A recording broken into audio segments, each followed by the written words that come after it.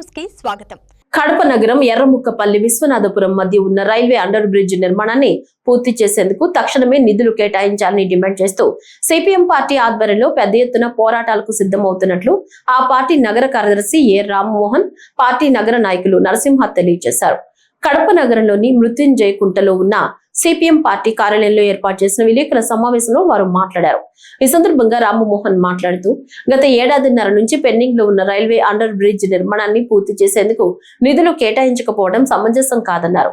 Bridge నిర్మాణం పూర్తి కాకపోవడం వల్ల రాకపోకలకు ప్రజలు తీవ్ర ఇబ్బందులు పడుతున్నారని వారు ఆగ్రహం వ్యక్తం చేశారు. ఎర్రముక్కపల్లి వైపు బ్రిడ్జ్ నిర్మాణాన్ని పూర్తి చేశారని, అదే రీతిలో విశ్వనాథపురం వైపు పెండింగ్ పెట్టడం వెనుక కారణమేంటని ఆయన నిలదీశారు. ఇరుకుగా ఉన్న బ్రిడ్జి కింద నుంచి వెళ్లేందుకు ఇబ్బంది పడుతున్న సందర్భంలో విద్యార్థులు, మహిళలు బ్రిడ్జి పై నుంచి వెళుతున్నారని, ఆ సమయంలో రైళ్ల రాకపోకల సందర్భంగా ప్రమాదం జరిగే అవకాశం ఉందని తెలిపారు. నగరంలో ప్రజలు చాలా తీవ్రమైనటువంటి సమస్యలు ఎదుర్కొంటున్నారు. అందులో భాగంగా ప్రధానంగా Erramukkapalli Viswanathapuram railway under bridge నిర్మాణం తీవ్ర ఇబ్బందులు గురి చేస్తూ ఉంది.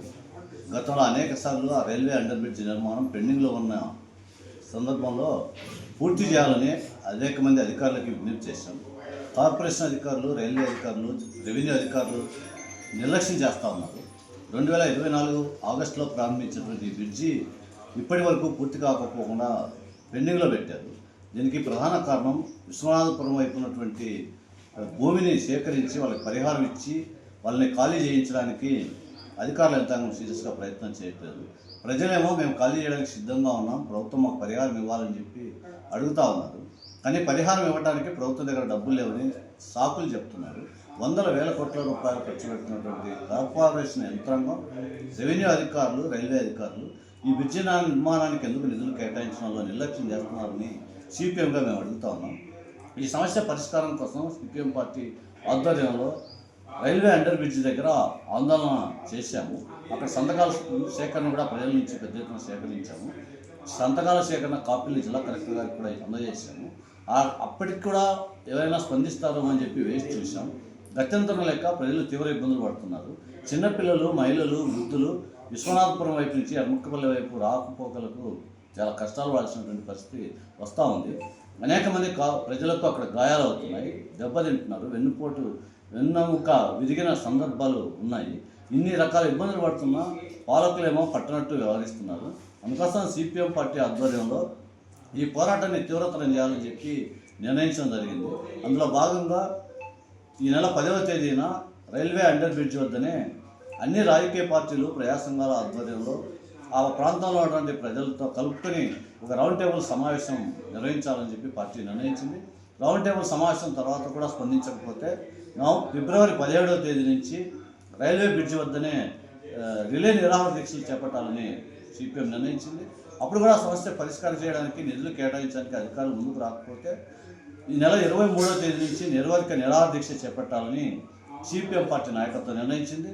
ఈ నిర్వాధిక దీక్ష సందర్భంగా ప్రజానికం నుంచి పెద్ద ఎత్తున అండగా నిలవాలని చెప్పి మేము విజ్ఞప్తి చేస్తున్నాం. ఆ రకమైనటువంటి పద్ధతిలో ప్రభుత్వం మీద ఒత్తిడి తీసుకొచ్చి బ్రిడ్జి సాధించేంత వరకు సిపిఎం చేసే కృషిలో ప్రజలందరూ భాగస్వాములు కావాలని చెప్పి మేము విజ్ఞప్తి చేస్తాము.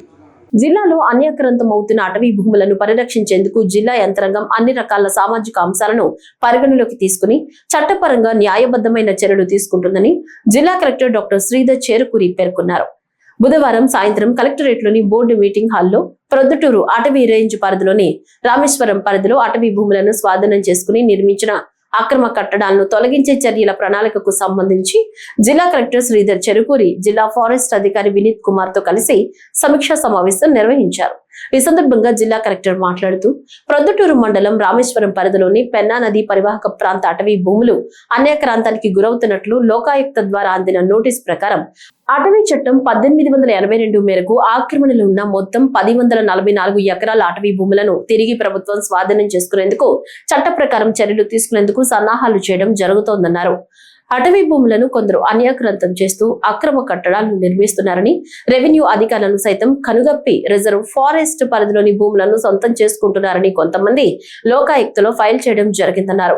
అంతేకాకుండా తాత్కాలిక వ్యవసాయ సాగులే కాకుండా నిబంధనలకు విరుద్ధంగా నివాసాలే కాకుండా విలాసవంతమైన కట్టడాలు, వాణిజ్యపరంగా శాశ్వత కట్టడాలు ఏర్పాటు చేసుకున్నారన్నారు. ఇప్పటికే ఆక్రమణలు తొలగించాలని రెవెన్యూ అధికారులు చాలాసార్లు నోటీసులు కూడా ఇవ్వడం జరిగిందన్నారు.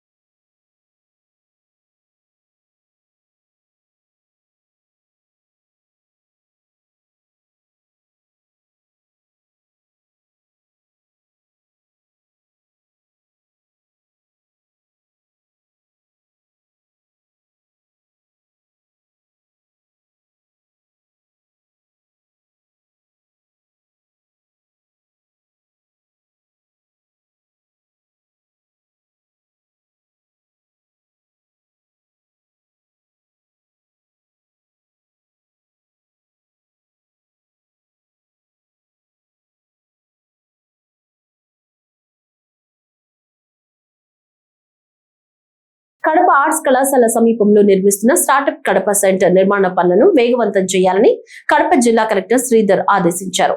ఈ మేరకు ఆయన బుధవారం సాయంత్రం నిర్మాణ పనులను పరిశీలించారు.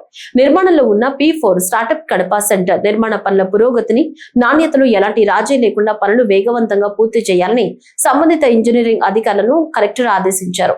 ఈ స్టార్టప్ సెంటర్ ను నిర్మిస్తోందని, నిర్మాణ పనులు వేగవంతం చేసి త్వరితగతిన పూర్తి చేయాలని ఆదేశించారు.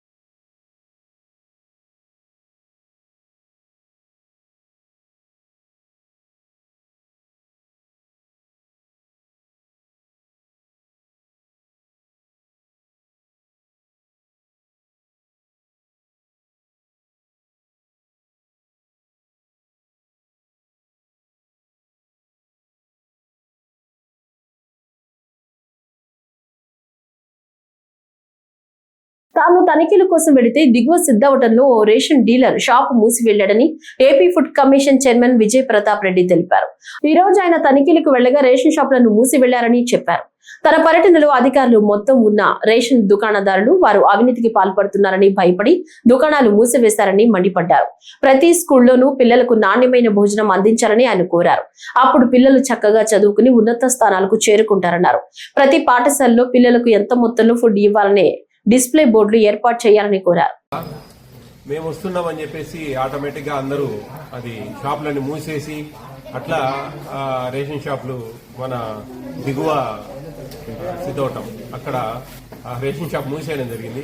వచ్చే వెయిట్ చేసాం, అతను ఫోన్ వస్తా ఉన్నా అని చెప్పి స్విచ్ ఆఫ్ చేశాడు ఫోన్ కూడా. అలా ఉంది ఈ రేషన్ డీలర్ల పరిస్థితి. ఇప్పుడు ఒక welfare hostel, pre matric welfare హాస్టల్లో ఉన్నాం. ఇక్కడ బాగుంది, పిల్లలతో కూడా మాట్లాడాను సపరేట్ గా, చాలా బాగుంది, అన్ని సవ్యంగా ఇస్తా ఉన్నారు. ఇక్కడ వార్డెన్ కొంచెం జాగ్రత్తగా మెనూ ఫాలో అవుతా ఉన్నారు. At the same time quantities కూడా ఒక పెద్ద బోర్డే రాపిచ్చి పెట్టాడు. మేము అందరికి చెప్తా ఉన్నాం వార్డెన్స్ కూడా, ఆ క్వాంటిటీస్ కూడా బోర్డు అనేది డిస్ప్లే చేస్తే ఎన్నెన్ని గ్రామ్స్ వస్తాయి ఏమేమనేది తెలుస్తుంది. ఏదేమైనా కానీ పిల్లలకు మంచి భోజనాలు ఇవ్వాలా, వాళ్ళు మంచిగా కడుపు నిండా తిని మంచిగా చదువుకోవాలా అనేది ప్రభుత్వాల ధ్యేయాలు.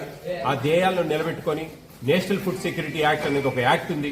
దాని ప్రకారం జాగ్రత్తగా జీవోఎంఎస్ నెంబర్ 8 అనేది ఫాలో కావాలి.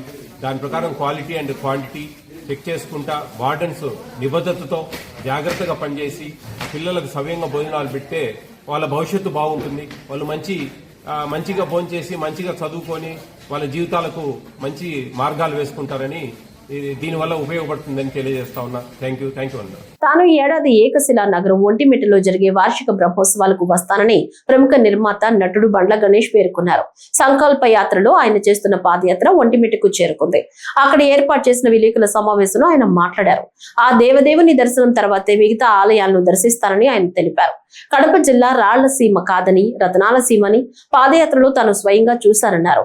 ఈ సంవత్సరం జరిగే ఒంటిమిట్ట బ్రహ్మోత్సవాలకు తాను వస్తానని, ముఖ్యంగా కళ్యాణం రోజు పౌర్ణమి వేళ కళ్యాణం స్వయంగా వీక్షిస్తానని స్పష్టం చేశారు. ఆయనకు ఒంటిమిట్ట జడ్పీటీసీ కృష్ణారెడ్డి ఇతర నాయకులు స్వాగతం పలికారు. వారు ముక్కు కాబట్టి కట్టాయని చూసేదాకా ఎక్కడికి వెళ్ళకూడదు అనుకున్నారు. అయితే 2 జోగులాంబ ఒకటి, ఒంటిమిట్ట రాములు వారు ఒకటి, మన అహోబేరు నరసింహస్వామి అందరూ దర్శనం చేసుకోవాలి.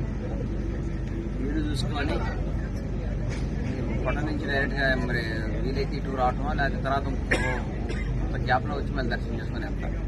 ఎట్టి పరిస్థితుల్లో ఈసారి స్వామివారి కళ్యాణానికి మాత్రం 100% వస్తా. మొక్కులు ఎప్పుడే స్వామి కళ్యాణానికి వస్తా. స్వామి నా కోరిక రావాలని అన్నా మరి నా బ్రదర్కి ఇన్ఛార్జ్ రావడం మీతో మళ్ళీ ఒంటిమిట్లో ఇక్కడ గెలవటం అంటే 30 ఏళ్ళ కంటే సామాన్యమైన విషయం. ఆంధ్రప్రదేశ్ లో 2 రాష్ట్రాలు వెయిట్ చేసింది ఒంటిమిట్టను. అది మన రిజల్ట్ ఆ రోజు మొత్తం టీవీలో ఎలక్షన్ రోజు రిజల్ట్ ఎంత అంత ఏమవుతుంది టీవీలో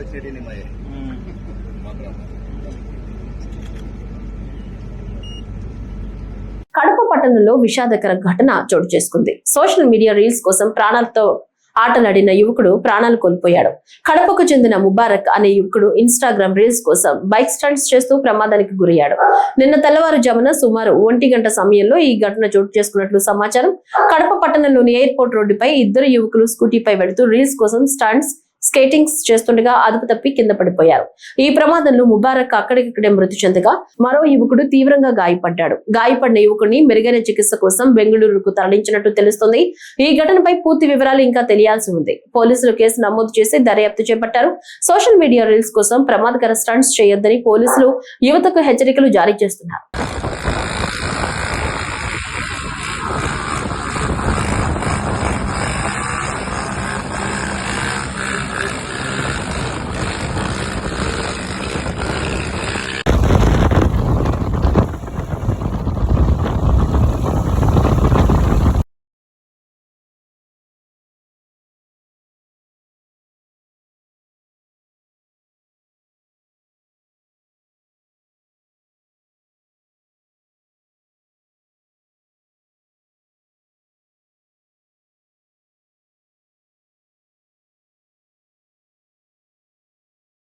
ఈ రోజు ఎస్ న్యూస్ వార్తలు ఇంతటితో సమాప్తం. తిరిగి రేపటి వార్తల్లో కలుసుకుందాం.